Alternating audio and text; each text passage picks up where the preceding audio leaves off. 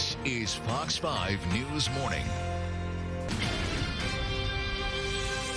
8:30 right now with a consumer alert for you this morning. With spring and summer travel season right around the corner, a lot of folks are gearing up, turning to the web to look for and go ahead and book your next getaway, maybe for the summer, maybe for the fall. Before you do, there is a warning, though, to beware of third-party booking sites that might end up charging you more and not giving you what you want, or at least what you think you're getting.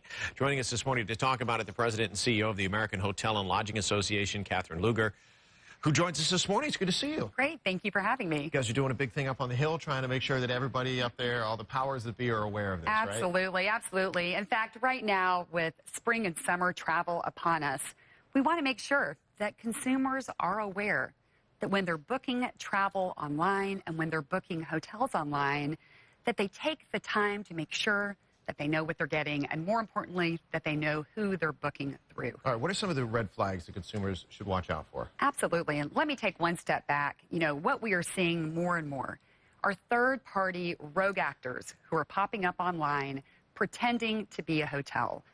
The consumer believes that they are directly booking with the hotel, only to then find out that they don't, in fact, have a reservation, or they can't get a refund.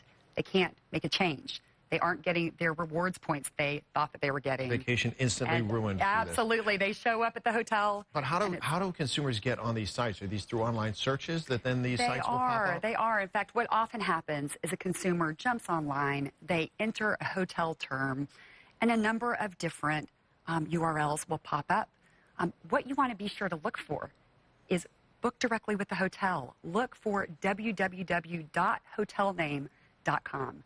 When you start seeing additional words on the end, that's a red flag for you. You need to dig a little deeper. All right. What are some of the biggest problems that you've heard? Some of the horror stories that are out there. There's a long list. You know, everything from individuals who are traveling with a disabled person, being told that they have a room that's going to be accessible to their needs, only to show up and find out that it's not. It can also just be the young family who's traveling with kids for their summer vacation, and they go to the hotel under the belief that they're getting a certain kind of room, only to be very frustrated when they don't. It goes to the other end of the spectrum of people that need to cancel a reservation, find out the money is lost. They can't get it back. So will the hotel chains, and we're talking about the big reputable hotel chains here across the country, if one of these people who is getting scammed shows up at that hotel thinking they have the room and then they don't, do the hotels work with them in any way? Of course. Listen, we are in the business of hospitality and people.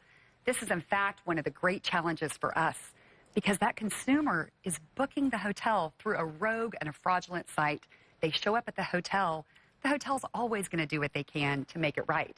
But in that means a lot of lost money, and most importantly, a real reputational hit that they're having to repair. So who's trying to police this now? Do the hotels actually work to try to get this, aside from you doing the marketing, Right. you know, the awareness efforts, are the hotels working with other people to try to say, like, you guys are Absolutely. kind of messing with us here? No question. This is a fraud. It is consumer deception. We are talking to the FTC. We are urging the FTC to open up a file and further investigate these bad actors. We're talking to the Hill. In fact, later this morning, we have a panel where we'll be educating key members of Congress and their staff on the extent of the problem. So what's the best way to avoid having this problem then? You know, number one, book direct. Book direct with the hotel. Make sure you're using a simple name. Book direct is easy, but people like to do that comparison shopping, though, when they're looking. So I think a lot of times people want to go to maybe some websites that list a bunch of hotels. Of course. And so what I would tell you, the idea what the best price is going to be. Of course. At the end of the day, though, when you book direct, you know exactly what you're getting. And quite frankly, if you get on a website and it doesn't feel right or it doesn't look right, take that extra time. Call the number, right? Many times, if they're not the hotel, if you ask them a question as simple as, where are you located? Or can you give me directions? When they stumble, you'll know, in fact, it's a big red flag. I want to ask you one other thing, because it's not just the flat-out frauds, but a lot of times people might be surprised to see if they book through another site, they're not going to get credit for stays, a lot of the points, yes, stays, that type of thing. Do those typically only work if you book direct? When you book direct, you know you always get your rewards points. And in fact, many times when you book through a third party, customers are told that they'll get credit, or they're led to believe they can either earn or use rewards points, when in many cases, that's not the case. All right.